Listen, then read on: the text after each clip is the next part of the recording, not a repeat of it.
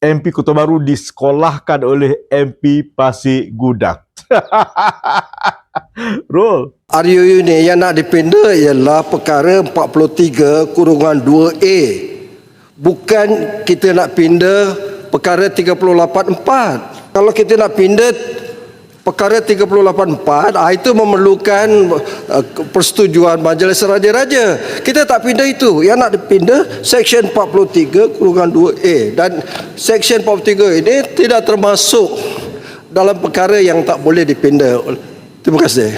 Apa isu sebenarnya? Isu sebenarnya berkaitan tentang MP Kota Baru beria sangat mengatakan bahawa RUU untuk menghadkan penggal Perdana Menteri kepada hanya 2 penggal ini patut dibawa ke Majlis Raja-Raja. Dan tanya kepada MP Pasir Gudang yang bangun bangkit memperbetulkan fakta yang salah daripada MP Kota Baru.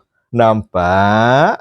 Namun realitinya PAS dah lama menyokong agar dibawa usul berkaitan tentang menghadkan tempoh Perdana Menteri. PAS ketika bersama Barisan Alternatif tahun 99 mengumpulkan dasar supaya pada waktu itu diadakan had 2 tahun ataupun 2 penggal pemerintahan Perdana Menteri untuk mengelakkan sejarah Perdana Menteri yang terlalu lama. Pada tahun 2004 ketika DAP tidak bersama dengan Barisan Alternatif dengan keadilan saja, PAS juga setuju supaya had 2 term Perdana Menteri ditetapkan.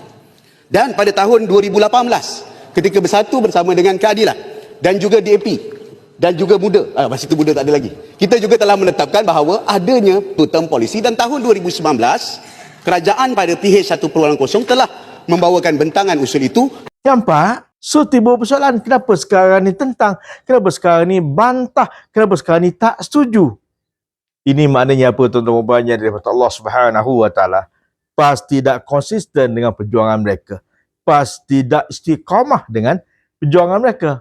PAS tidak ada prinsip yang jelas dengan perjuangan mereka. Sama juga macam RUU 355 yang akhirnya terbengkalai, terbuang, tercampak jauh-jauh, walhal PAS sudah jadi kerajaan.